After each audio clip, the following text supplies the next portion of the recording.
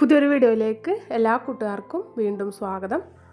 ഒട്ടും എണ്ണയൊന്നും കുടിക്കാതെ നല്ല ഫ്ലഫി ആയിട്ട് വളരെ ടേസ്റ്റി ആയിട്ട് തയ്യാറാക്കിയെടുക്കാൻ പറ്റിയിട്ടുള്ളൊരു അടിപൊളി പഴംപൊരിയുടെ റെസിപ്പിയാണ് ഇന്ന് ഞാൻ നിങ്ങളുമായിട്ട് ഷെയർ ചെയ്യുന്നത്. പുറമേ നല്ല ക്രിസ്പിയും ഉള്ളിൽ നല്ല സോഫ്റ്റ് ആയിട്ട് വളരെ ടേസ്റ്റി ആയിട്ടുള്ള ഈ ഒരു പഴംപൊരിയുടെ റെസിപ്പി നമുക്ക് കണ്ടു നോക്കാം.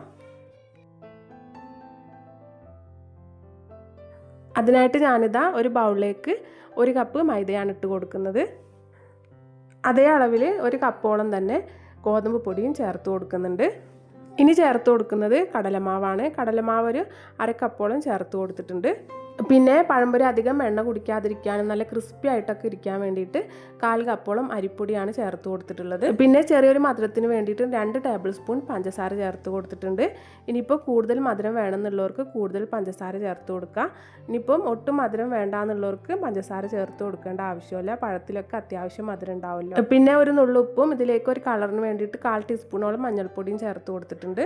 പിന്നെ നല്ലൊരു ഫ്ലേവറിന് വേണ്ടിയിട്ട് ഞാനൊരു 2 ഏലക്കായ കുത്തിയിട്ട് കൊടുത്തിരുന്നു. അത് വീഡിയോയിൽ കാണിക്കാൻ വിട്ടുപോയിട്ടുണ്ട്. ഏലക്കായ നിർബന്ധമൊന്നുമില്ല, താല്പര്യം ഉണ്ടെന്നുണ്ടെങ്കിൽ മാത്രം ചേർത്ത് കൊടുത്താൽ മതി.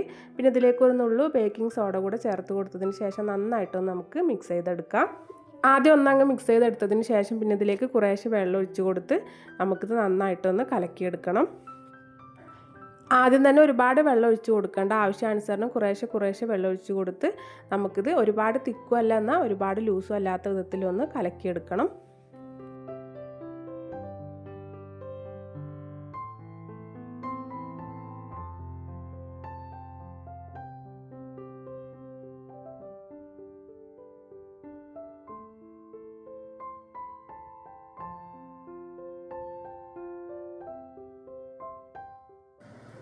മാവിതാ ഞാനിപ്പോൾ നല്ലപോലെ തന്നെ ഒന്ന് കലക്കിയെടുത്തിട്ടുണ്ട്. ഇതായത് കണ്ടില്ലേ, ഇതാണ് കേട്ടോ മാവിൻ്റെ ഒരു പരുവെന്ന് പറയുന്നത്. ഒരുപാട് ലൂസും അല്ല എന്നാൽ ഒരുപാട് തിക്കും അല്ല, ഈ ഒരു രൂപത്തിലാണ് നമുക്ക് മാവ് വേണ്ടത്.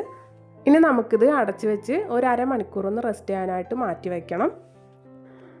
മൂടി വെച്ച് നമുക്ക് ഒരു അരമണിക്കൂർ റെസ്റ്റ് ചെയ്യാനായിട്ട് മാറ്റി വയ്ക്കാം.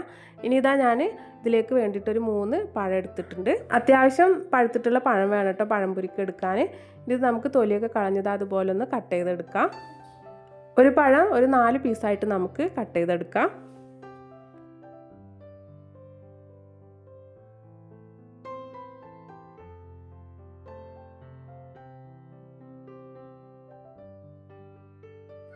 പഴമെല്ലാം ഞാനിതാ കട്ട് ചെയ്തെടുത്തിട്ടുണ്ട്.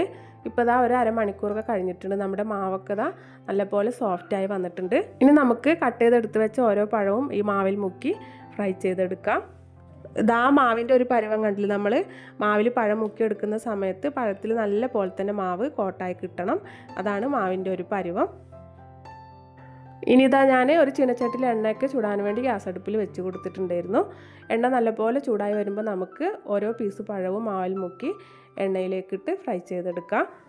ആദ്യത്തെ ഒരു പീസ് പഴം മാവിൽ മുക്കി എണ്ണയിലേക്ക് ഇട്ട് കൊടുക്കുന്ന സമയത്ത് മുകളിലേക്ക് ഇതുപോലെ പൊങ്ങി വരും. ആ സമയത്ത് നമുക്ക് അടുത്ത പീസ് പഴം ഇട്ട് കൊടുക്കാം.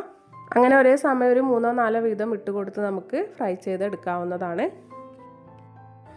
ഒരു ഭാഗം ഒന്ന് ഫ്രൈ ആയി വന്ന് കഴിയുന്ന സമയത്ത് നമുക്ക് തിരിച്ചു മറിച്ചൊക്കെ ഇട്ട് നല്ലപോലെ ഒരു ഗോൾഡൻ കളറായി വരുന്ന സമയത്ത് എണ്ണയിൽ നിന്ന് കോരി മാറ്റാം.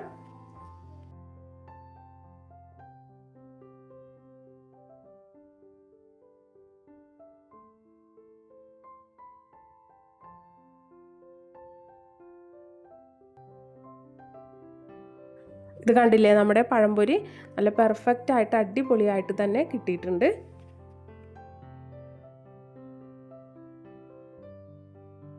ഒരുപാട് എണ്ണയൊന്നും കുടിക്കില്ല, പുറമേ നല്ല ക്രിസ്പിയും ഉള്ളിൽ നല്ല സോഫ്റ്റും ആയിട്ട് അടിപൊളി ടേസ്റ്റാണ് കേട്ടോ ഈ ഒരു പഴംപൊരി കഴിക്കാൻ. അപ്പോൾ ഇനി പഴംപൊരി ഉണ്ടാക്കുന്ന സമയത്ത് എല്ലാവരും ഒരു പ്രാവശ്യം ഈ പഴംപൊരി ഒന്ന് ഉണ്ടാക്കി നോക്കണേ, അടിപൊളിയാണ്. നിങ്ങൾക്ക് ഈ വീഡിയോ ഇഷ്ടപ്പെട്ട് ലൈക്ക് ചെയ്യാനും എൻ്റെ ചാനൽ പുതുതായിട്ട് കാണുന്ന കൂട്ടുകാരൊന്ന് സബ്സ്ക്രൈബ് ചെയ്ത് സപ്പോർട്ട് ചെയ്യാനും മറക്കരുത്. അടുത്ത നല്ലൊരു റെസിപ്പിയുമായിട്ട് നമുക്ക് വീണ്ടും കാണാം.